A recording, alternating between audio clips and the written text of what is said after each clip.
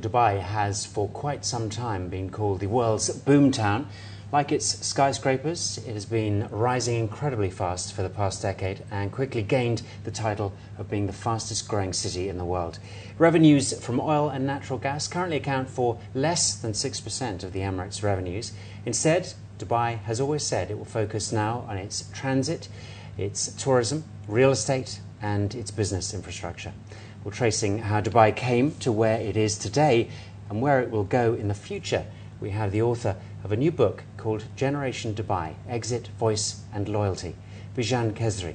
Welcome to Inside Business. Welcome. Thank you very much. Well, take us through how you think this meteoric rise came about.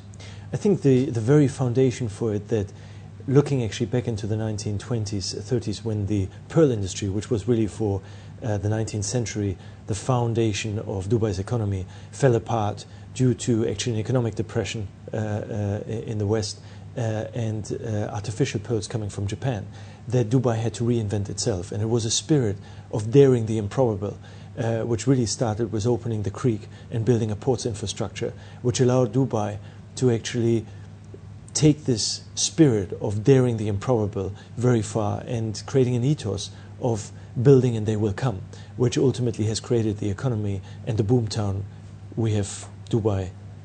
Now, why did you write this book, which is Generation Dubai, Exit, Voice and Loyalty? I mean, myself, I'm a corporate financier, but I've been, over the course of the past 15, 20 years, quite actively participating in the public debate. And I see a pattern where I see that the Western democratic system is not bringing the results which actually its citizens would like to have.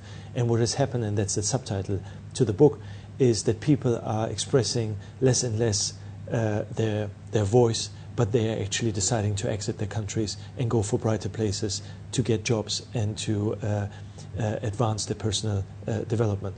And it's almost Dubai as a microcosm where you can see that generation coming together. It's people who are expatriates, who are not necessarily driven by political interests, who are really driven by economic emancipation. And this inspired me to call this generation Dubai, but Dubai is just a microcosm for that. So can we actually pinpoint who Generation Dubai actually are?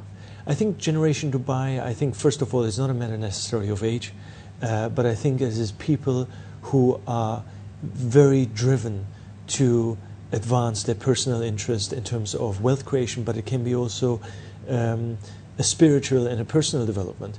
And they felt suffocated in their home countries and decided actually to leave that country. So those people may very much be also in China and in other parts of the world, but probably Dubai, with 95% of expatriates, has become a very concentrated microcosm to represent this, and I felt that actually Dubai is very figurative for that. Dubai, you know, is known, as I mentioned in the introduction, as this boom town. You know, does it need that title to survive? Or, I mean, can it survive without that? I think it can survive without it, because I do think that actually, in particular in the last 10 years, Dubai has created substance in its own right. I mean, it is less dependent on the oil economy, but it is still very dependent on overall diversification and most importantly, attracting the rest of the world. And I think Dubai needs to find ways of continuing to attract the world, but not so much actually on the basis of PR and hype and branded as a boomtown, but in terms of what people are getting out of Dubai, not only what Dubai is getting out of the rest of the world. Why did you decide to write this book? I mean, writing a book is a very personal journey, and it was a number of events in my life. I've been very pro-European and pro-European integration, and I've seen, in particular in 2005, when French and Dutch voters rejected actually the European Constitution, that people used the opportunity because they were actually fed up with an economic and a political system, actually, in the euro in particular, because it didn't really deliver the results people wanted.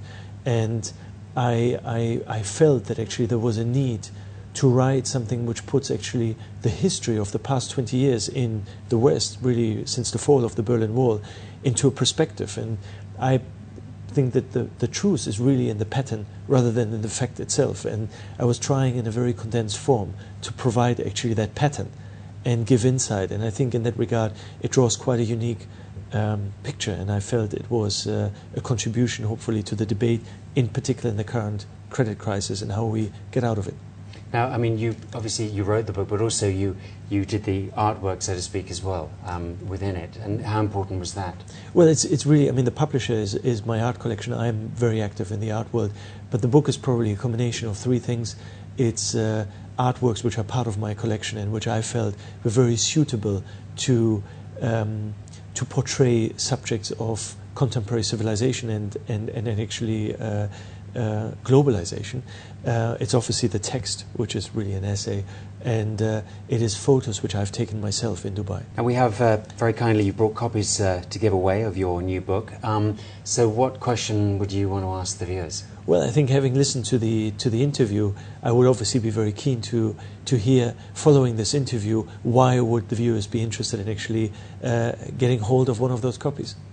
All right, well, if you'd like to enter the competition, you can do so by sending a text to the numbers that appear on your screen now with details of how to get in touch with us, and also the answer to the question should be included inside your text message as well, which Bijan was just saying was the question, why would you like a copy of this book? It's Generation Dubai, Exit, Voice and Loyalty.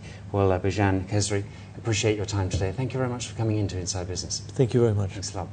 Well, there we are. That's it for this edition of Inside Business. You can contact the programme by writing to us directly at ib@city7tv.com. For now, from all of us on this edition of the programme, goodbye and thanks for watching.